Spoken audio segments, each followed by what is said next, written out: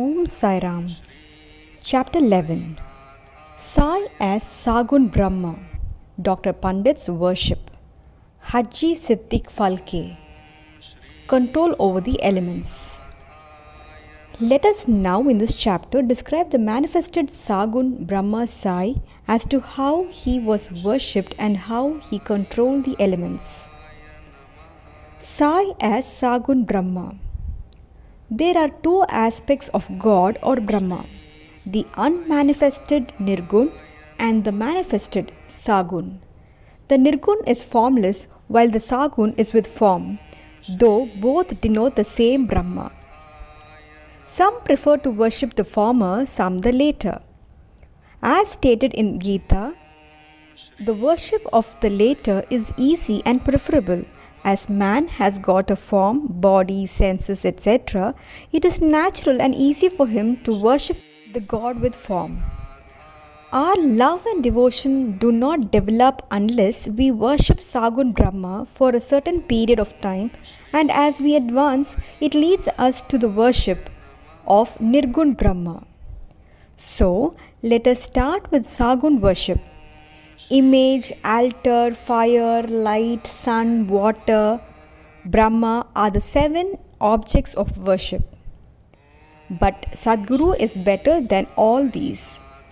Let us on this occasion bring to our mind the form of Sai, who was non-attachment incarnate and who was a resting place for his devotees. Our faith in his words is the asan, and our sankalpa is the abandonment of all our desires. Some say that Sai was a Bhagavad Bhakta, devotee of the Lord. Others say he was a Mahabhagavat, a great devotee. But to us, he is God incarnate. He was ever forgiving, never irritable, straight, soft, tolerant, and content beyond comparison. Though he looked embodied, he was really disembodied, emotionless, unattached, and eternally free. The Ganges on its way to the sea cools and refreshes the creatures affected with heat, gives life to the crops and trees, and quenches the thirst of many. Similarly, saints, souls like Sai, while they live their own, give solace and comfort to all.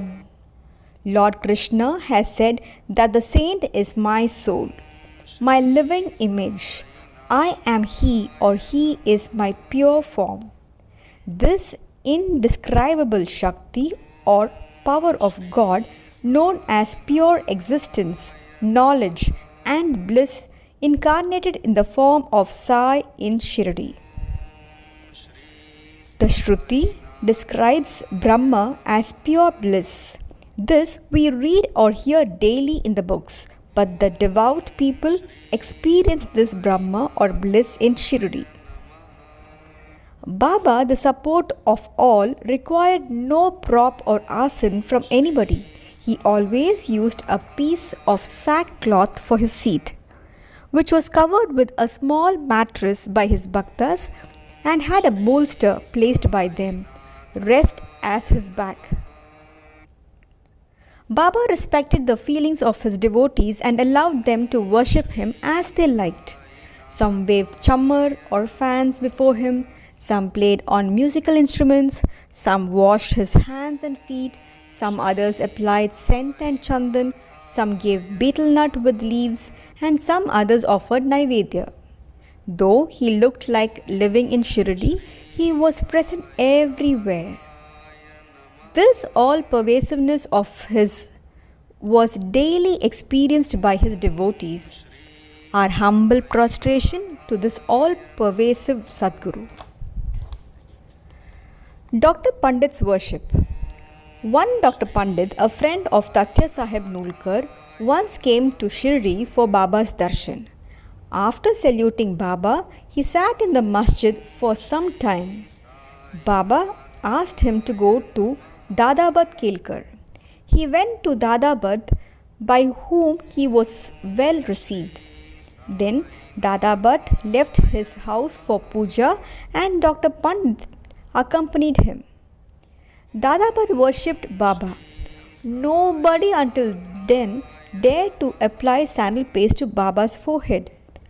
Only Mahal Sapati used to apply it to his neck, but this simple-hearted Dr. Pandit took Dadabad's dish containing puja materials and taking sandal paste out of it, drew a tripund, that is, 3 horizontal lines on Baba's forehead. To the surprise of all, Baba kept silent, not uttering a single word. Then Dadabad that evening asked Baba, "How is it that though you object to the saddle paste being applied by others to your forehead, you allowed Miss Dr. Pandit to do so?" Baba replied that Dr. Pandit believed him to be the same as his Guru, Raghunath Maharaj of Dopeshwar, known as Kaka Puranik, and he applied the paste to his forehead as he was doing to his Guru. Hence, he could not object.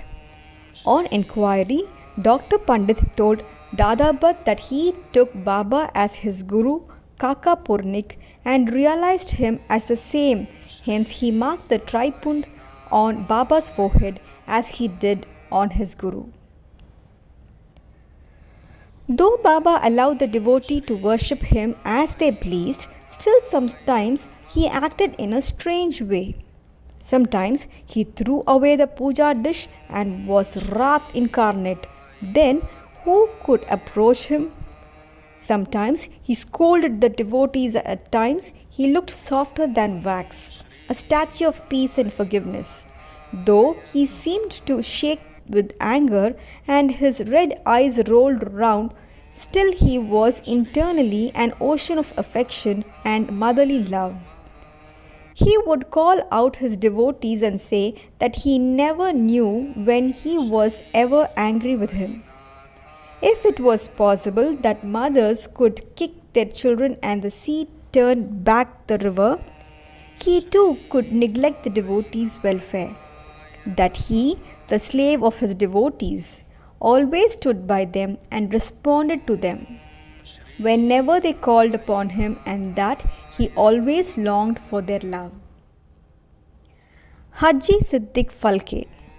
There was no knowing as to when Baba would accept a devotee. That depended on his will. Siddiq Falke's story is to the point. One Mohammedan gentleman by name Siddiq Falke of Kalyan, after making pilgrimage to Mecca and Medina, came to Shirdi. He lived in the Chavdi facing north and sat in the open courtyard of the masjid. For 9 months, Baba ignored him and did not allow him to step into the masjid. Falke felt disconsolate and did not know what to do. Somebody advised him not to be disappointed, but to try to approach Baba through Shama, a close and intimate devotee of Baba. He told him that as they approached the Lord Shiva through his servant and devotee Nandi, so should Baba be approached through Shama. Falke liked the idea and implored Shama to intercede for him. Shama agreed and on a convenient occasion spoke to Baba about him thus, "Baba, why don't you allow the old Haji to step into the masjid while so many persons freely come and go? After taking your darshan, why not bless him once?" Baba replied, "Shama, you are immature to understand things. If the fakir, Allah, does not allow, what can I do? Without his grace, who will climb into the masjid? Well, go to him and ask him whether he will come to the narrow footpath near the Barvi well." Shama went and returned with an affirmative answer.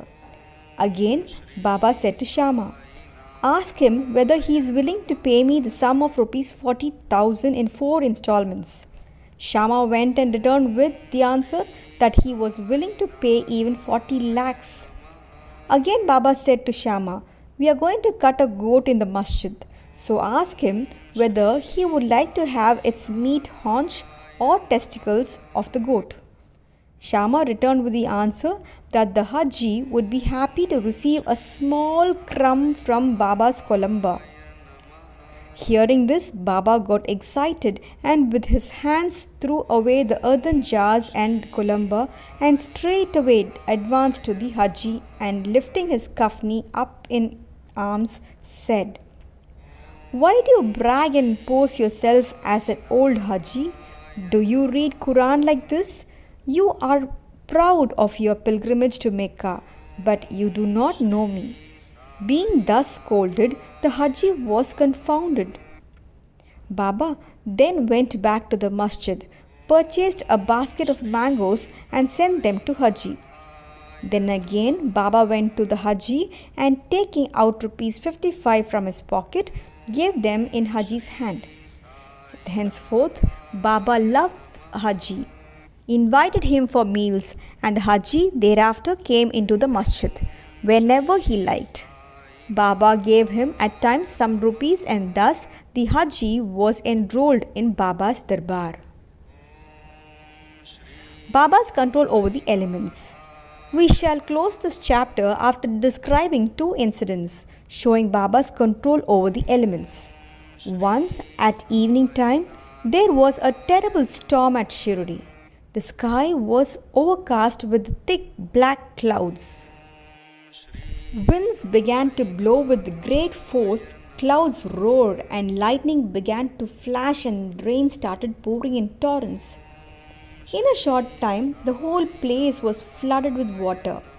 All creatures, birds, beasts, and men got terribly frightened, and they all flocked to the masjid for shelter.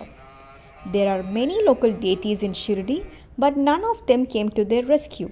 So they all prayed to Baba, their God, who was fond of their devotion, to intercede and quell the storm. Baba was much moved. He came out and standing at the edge of the masjid, addressed the storm in a loud and thunderous voice. "Stop! Stop your fury and be calm." In a few minutes, the rain subsided. The wind ceased to blow and the storm came to a stop. Then the moon rose in the sky and people went back home well pleased. On another occasion at noon, the fire in the duni began to burn brightly. Its flames were seen to be reaching the rafters above. The people who were sitting in the masjid did not know what to do. They dared not to ask Baba to pour water or do anything to quench the flames. But Baba soon came to realize what was happening. He took up his satka and dashed it against a pillar in front, saying, "Get down, be calm." At each stroke of the satka, the flames began to slow down, and in a few minutes the duni became calm and normal. This is our Sai, an incarnation of God. He will bless any man who will prostrate and surrender himself to him. He who will read the stories of this chapter daily with faith and devotion will soon be free from all calamities. Not only this, but always attached and devoted to Sai, he will get very soon God vision. All his desires will be fulfilled, and being ultimately desireless, he will attain the supreme. Amen. Bow to Shri Sai. Peace be to all.